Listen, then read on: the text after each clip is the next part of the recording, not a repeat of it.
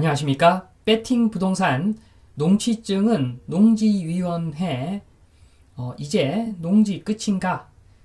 노 타이밍 검토 필요 진행하도록 하겠습니다. 자, 미디어 제주도 이야기입니다. 제주도 이야기. 제주도가 거의 전국에서 농지법 제일 세게 적용하고 있는 곳 중에 하나라고 보여집니다. 제목을 보면은 농지 취득 자격 심사 이젠 농지위원회가 맡는다. 내용을 보면은 8월 18일부터 농지위원회를 운영할 계획인데 제주도 전체에서 동지역 1곳하고 읍면지역 7곳 전체 8곳을 운영할 계획이고 그 구성은 농업인, 농지 전문가, 비영리, 민간단체 등 참여해서 10명에서 20명으로 구성. 자, 그리고 심사 대상은 토지거래허가구역의 농지 등에 대해서 심사를 한다. 자, 정리를 하겠습니다. 깔끔하게 정리를 하고 넘어가겠습니다. 자, 첫 번째로 그 농지위원회 제주. 자, 시행은 8월 18일 1개 동과 7개 읍면지역에서 시행을 하고, 자, 구성은 농업인, 농지 전문가, 비영리 단체 10명에서 20명. 자, 그리고 심의 대상 제일 중요하죠. 심의 대상은 첫 번째 토지거래 허가구역, 두 번째 농업법인, 세 번째 3인 이상의 공유취득 농지, 네 번째 농지 소재지 연접지역에 주소가 없는 최초 취득의 경우. 자, 이것을 좀 풀어서 설명을 드리면 다른 지역에서 농지를 산 거는 모르겠고 제주도에서 처음으로 그 농지를 사는데 섬에 있는 사람 아니면 육지에 있는 사람이면 다 심사 대상이라는 이야기죠. 자, 그렇게 볼 수가 있습니다. 자, 제가 제목에 농취증은 농지위원회, 그래서 이제 농지 끝인가? 라고 했는데, 질문을 했는데 거기에 대한 답변을 간접적으로 하겠습니다. 자, 2번 농지위원회 제주 통과 방법. 뭐 다른 지역도 유사할 수가 있는데 일단은 제주에 한정해서 농지위원회 통과 방법. 제주에서 뭐 농지위원회 통과하면은 다른 지역도 거의 통과된다고 봐야 되지 않겠습니까? 자, 두 가지로 나눠서 보는데 주말 농장용 농지하고 일반 농지하고 나눠서 보겠습니다. 첫 번째로 그 주말 농장. 자, 주말 농장은 1000제곱미터 미만인 작은 농지를 이야기하는데, 자, 우선 농지위원회 심의 받을 때 이런 자료는 필히 준비를 해야죠. 주말 이동 계획, 비행기 타고 뭐 자동차 타고 이런 주말 이동 계획, 그리고 제주도에서 숙박은 어떻게 하는가. 그런데 이때 그 농막을 설치해 놓고 농막에서 숙박을 한다라고 하면은 거의 탈락입니다.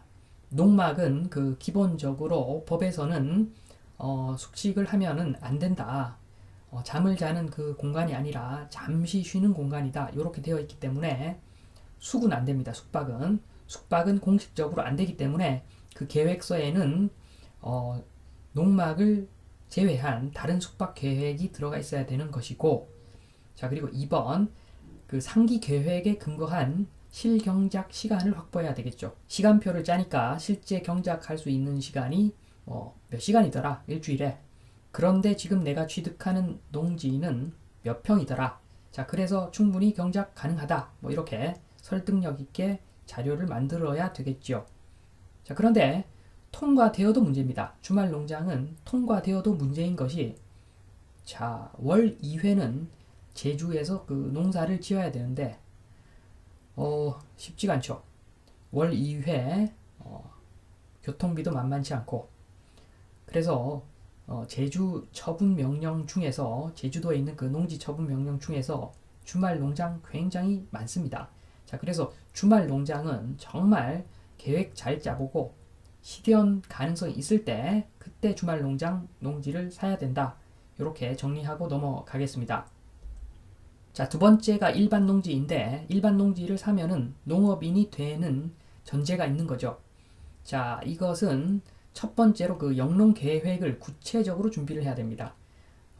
말을 하자면 그 현 직업 및 퇴사 이유, 왜 내가 지금 농업인이 되려 한다. 자, 그리고 제주 이사 계획도 세워야 될 것이고, 경작 작물, 그리고 판매 계획. 자, 그렇게 해서 내가 자리를 잡으려 한다. 이런 것들이 확실하게 정리가 되어 있어야 할 것 같습니다. 그래서 PT 자료, 프리젠테이션 자료까지 준비하는 것이 좋지 않나. 자, 요렇게 봐집니다. 자, 그러고 나서 통과되면은, 자, 그때부터는 똑같습니다. 진단서 일단 한 장 끊고, 허리 디스크. 그러고 나서 그 신나게 그 농지은행 달려가서 임대 수탁 맡겨버리면 끝이죠. 자, 그리고 한 가지 더. 자, 농지, 내가 구입한 농지로 가서, 자, 이웃들 많이 모인 자리에서 실제로 그냥 한번 울어주는 겁니다. 건강도 베리고, 영농의 꿈도 무산되었다 하고 한번 울어주면, 자, 완벽하죠. 완벽합니다. 자, 절대로 그 농지법 위반으로 걸릴 일이 없습니다. 이렇게 하면. 자, 그래서 제주도라도 일반 농지는 취득할 수 있는 방법 있다. 이렇게 보시면 됩니다. 자, 그래서 지금까지 보면은 농지증은 농지위원회, 이제 농지 끝인가? 자, 기술적으로 봤을 때는 절대 끝이 아니죠. 자, 그래서 제가 항상 말씀드립니다. 농지법 아무것도 아니다. 정말 아무것도 아니다. 내가 정말 농지를 투자하고자 한다면 이 법은 아무것도 아니다. 제가 항상 말씀을 드립니다. 자, 그리고 다른 관점에서 한번 보겠습니다. 지금 다른 신문에 많이 나오는데 요즘 CPTPP 농산물 개방 가입 반대 엄청나게 하죠. 자, 이렇게 데모를 지금 엄청나게 합니다. 자, 그만큼 농업인에게는 안 좋은 그런 일이죠. 농업인에게는 굉장히 안 좋은 일입니다.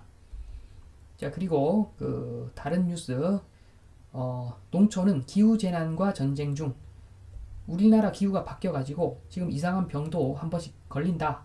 자, 과수 화상병 판정을 받으면 3년 동안 과수 재배를 못한다. 진짜로 농업에 종사하는 사람들이 이런 일 당하면 치명타죠, 치명타. 자, 이러한 위험성도 있다. 요즘 기후가 너무 빨리 변해서. 자, 그리고 지금 염두에 두지 않는 사람도 많은데, 자, 금리, 보통 아파트하고 금리하고 많이 연동해서 말씀을 하는데, 자, 경매하는 사람들, 그리고 농지 투자하는 사람들, 대출 끼고 하는 사람들 꽤 많죠. 자, 그래서 지금 보면은 금리 엄청나게 중요한데 지금 팍팍팍팍 올라가고 있습니다. 자, 대출을 받지 않더라도 시장에 돈줄이 마르면 농지에 투자하는 사람이 줄어들고 부동산에 투자하는 사람 자체가 줄어들어 버리고, 그러면 농지도 마찬가지죠.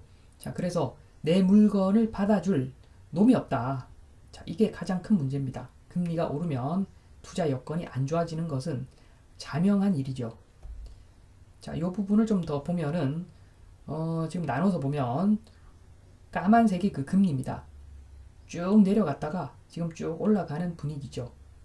자, 그리고 빨간색이 아파트인데 저금리 상황에서 아파트 신나게 올라갔는데 너무 과도하게 올라갔죠. 너무 과도하게 올라간 상태라서 지금 폭락은 시간 문제인데, 자, 까만색 금리까지 올라가니까 아파트는 절대로 사면 안 된다. 제가 항상 말씀드립니다. 진짜 사지 마십시오, 아파트는.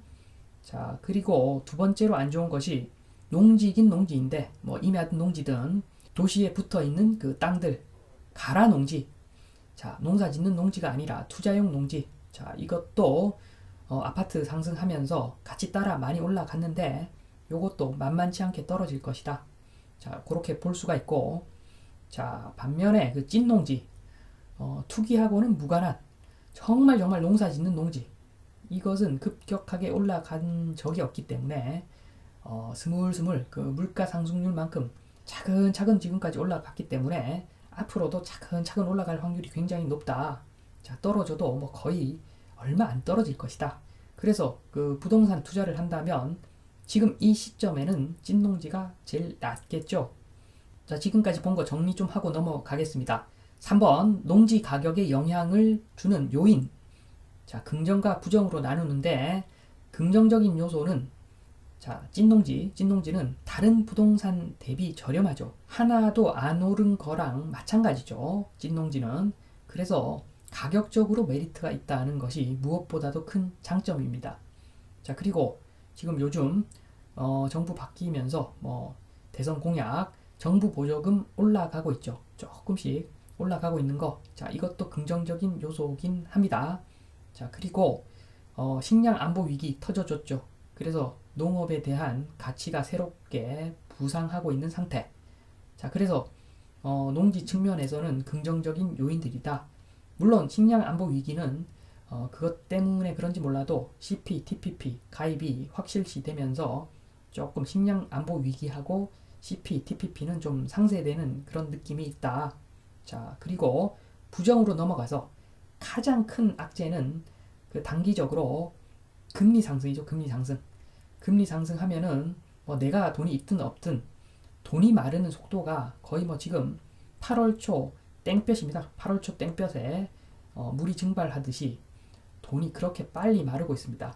자, 그래서 금리 상승이라고 하는 것은 내가 돈이 많더라도 다른 사람들이 돈이 없어지기 때문에 농지 투자할 때 좋은 그런 요소는 아닙니다. 굉장히 부정적인 요소입니다. 자, 그리고 많이들 다루지는 않지만 인구 감소. 자, 인구 감소하면은 아파트가 치명타긴 한데 농지도 영향받죠. 당연히 인구 감소 영향받습니다. 그리고 CPTPP 그리고 기후 위기. 자, 요런 것들 다 안 좋은 부정적인 요소이고, 자, 그리고 마지막으로 농지법 개정. 물론 안 좋은 요소입니다. 안 좋은 요소는 맞지만, 자, 5번 요 농지법 개정 요거 단독으로는 어떠한 영향도 거의 미치지 않는다고 저는 봅니다. 자, 만약에 농지가 앞으로 가격이 올라갈 것 같다. 그러면 농지법 개정 백날 해봤자 돈이 또 농지로 몰리겠죠. 농지법 개정이라고 하는 것은 어차피 완벽하게 지금 농지 구매를 차단한 것이 아니기 때문에 지금은 일본의 그 금리 상승 때문에 농지법 개정이 심각하게 보이는 것이지, 농지법 개정만 보면은 아무 문제될 것이 없다. 자, 이렇게 정리하고 넘어가겠습니다.